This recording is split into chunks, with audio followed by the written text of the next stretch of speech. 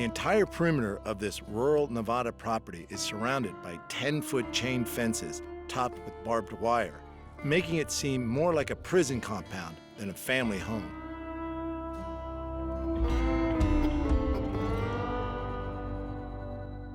But Scott and Zuzana, the couple who live there, aren't worried about possible burglars. They're more concerned about protecting the public from their unusual and potentially deadly pets.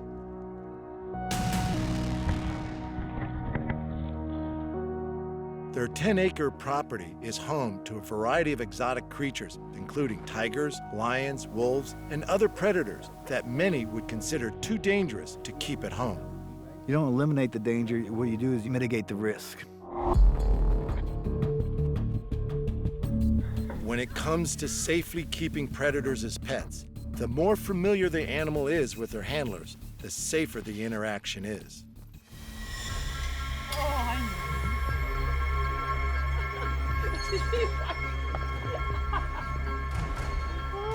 Look at that leg.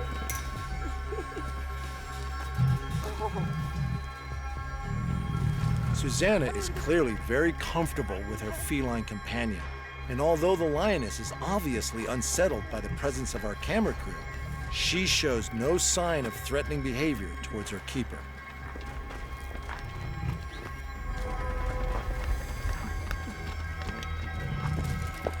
Yeah, that's my girl. That's my girl.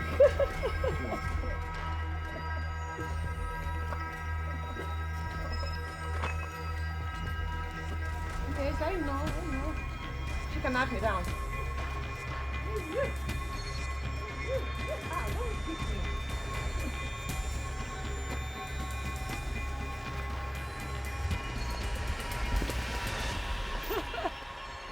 You scared of that? When Scott first met his partner, Zuzana, she already owned some unusual pets, including reptiles and big cats. How did I get this? I met Zuzana. I was actually a defense contractor working at the Air Force Base. And when I met her, she was downsizing. She had 2 tigers and 5 dogs. And 1 or 2 that could have been considered wolf dogs. Even though she is trained in business and economics, Zuzana spent most of her life being hands-on with animals, starting as a child riding horses in Eastern Europe. She has been keeping reptiles and dogs since the early 1980s and big cats since the mid-90s. Shortly after I met her, I found out she had tigers, and it was a case of, you know, would like to go see my tigers. I was like, oh, okay, we'll go to the zoo, and you know, she has some that she treats as her own. And what does she do? She hands me a milk bottle and go here and give her a bottle of milk, and I was milk feeding her. At first, Scott was understandably apprehensive about meeting Zuzana's bigger cats, but he quickly became familiar with the unique requirements of owning exotic pets. To me, they're like extra large dogs, but they do weigh 400 pounds, 500 pounds, 600 pounds. And you gotta take that into account. When we get animals, we start right away when we get them, no matter if they're 3 weeks old or 6 months old, training them on a leash, teaching them that no, they don't jump on us. No, we're not a play toy. We're here for love and affection and, to move you around. But, we're not going to roughhouse with you and play. We'll give you all the toys you need, give you the playmates or give you the entertainment you need, but not with us. You know who feeds you. Yes, you know. Those playmates generally come from the local dog rescue and act as companions and teachers to the exotic animals.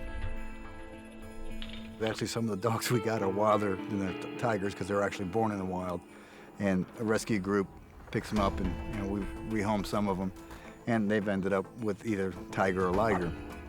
And part of the reason we do it is, well, first we do it at young, but it gives them a companion, gives them a playmate, and they learn from the dog how to play, because the dog won't allow the rough tiger play.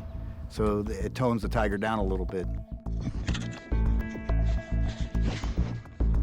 My worst animal bite was from 2 dogs fighting, and I was breaking it up, and I got in between, and I got bit instead. They have disagreements usually at feeding time, who gets the biggest piece. You'll see that, dogs do that together anyway.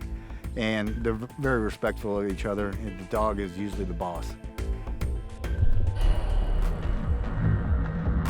And it's not just the dogs that come from rescue situations. Some of the animals here have been surrendered by private owners who learned the hard way that keeping an exotic pet is not at all like keeping a domestic dog or cat. It's a lot of work, a lot of dedication. I know it's not for everybody. It's something you got to put a lot of thought in if you go into it. But if you want it, you got to be prepared to deal with a lot of issues. It's not just, I have this animal and it looks great. No, you have this animal and you got to take care of it because they're completely dependent on you. Scott and Zuzana are well aware that taking care of their animals' welfare is a full-time job. You know, you don't do something like this just because it's a cool thing to do. It's not like I can take 2 weeks off and go to the beach somewhere. No, I got to worry about them being fed, being watered, being clean, veterinary care for any reason. I'm always sore. There's always something to do. Every day's different. It depends on the time of year. In the winter, because the property is so vast and we have to have water to all the animals. If we have freezing temperatures, check to see if water hoses are broken, if water manifolds are broken. Make sure that animals haven't destroyed something. It's never dull, I can tell you that. We've taken in a lot of animals and we just take them in like you take an animal from the shelter. It just needed a new home and we treat them like a pet. In fact, Scott and Zuzana even take the unusual step of making sure their pets get enough exercise by walking their big cats on leash.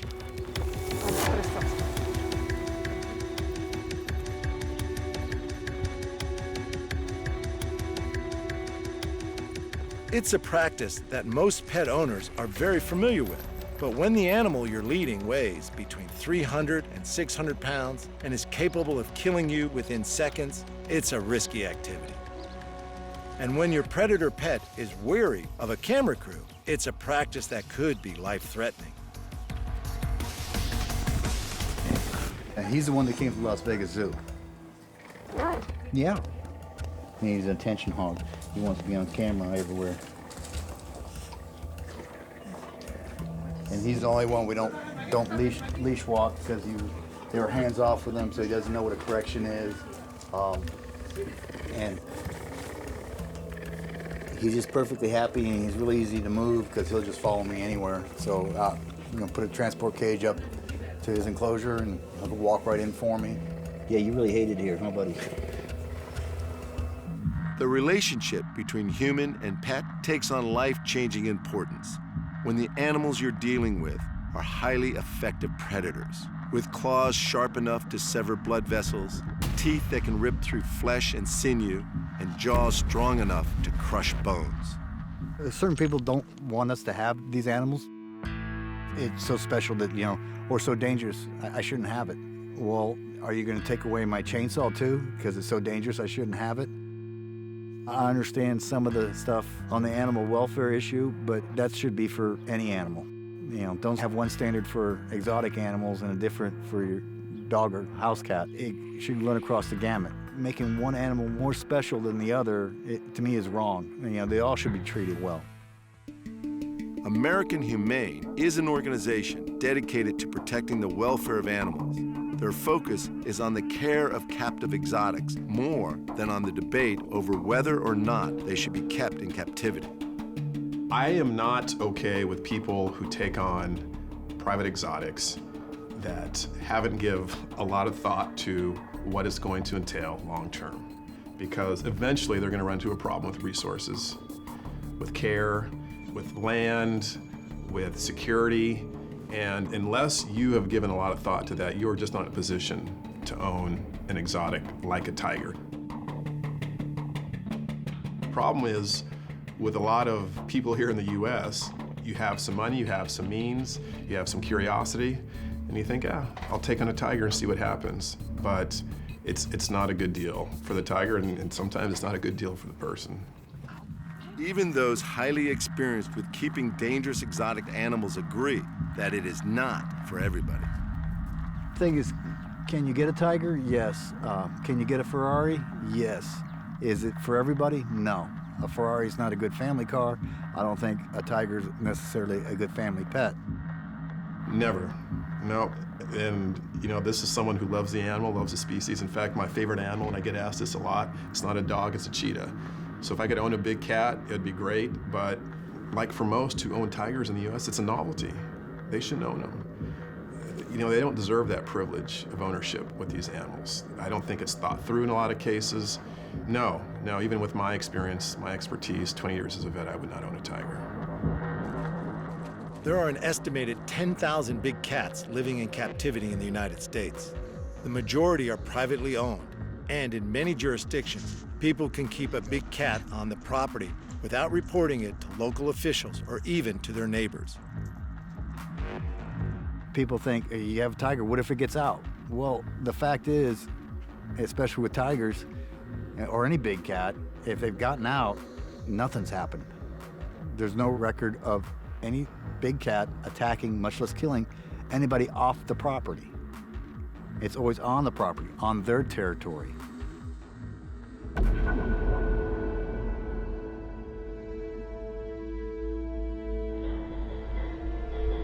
More of a case of you, as a person not used to being around tigers, would not know how to react properly if a tiger charged at you. Versus me, is I know what to do, you know, I can break it off in 2 seconds. You will turn and run, and all of a sudden, you know, you have a tiger crawling up your back. Animal attacks often occur when people react in a way that the animal doesn't understand or simply hasn't seen before. Like with the wolves, part of their greeting is mouthing. And they'll just come up, you know, put their mouth on your arm. They're not biting down or anything, but if it was anybody else that doesn't know that, they'll yank their arm away, and all of a sudden they got mauled by a wolf, and when the wolf had no intention of doing that. Animals put in unfamiliar situations are often more afraid of humans than we are of them, and that's when an encounter can become deadly. In other cases, owners are teaching their pets bad habits. And a lot of it comes from not knowing what they're doing. And some people just do the wrong things in raising them. I remember seeing one video of one guy that used to play tug of war with his tiger at feeding time, you know, play tug of war. Well, his daughter ended up putting her arm in the enclosure, and the tiger did what it was trained to do, played tug of war. And it's instances like that where, you know, the injuries and deaths come along. And the people being injured are the handlers, owners, or people in and around the big cats. And it's very simple. It's sort of like, if you don't want to die by skydiving, don't go skydiving. If you don't want to be injured by a big cat, don't go where the big cats are. So just why are Scott and Zuzana willing to go where the big cats are? For the love of the animal. There's nothing like it when they come up and seek a reassurance from you. Something makes it nervous. It's like, is it okay? Yeah, yes, it's okay. Yeah, you can go do it. About 95% of what I do it for is for the animal, whichever animal it may be. Some animals are more affectionate to others. You build a stronger relationship with certain ones. The ones you raise from 3 weeks old, or the one that you get 4 months old. It's just how the relationship develops.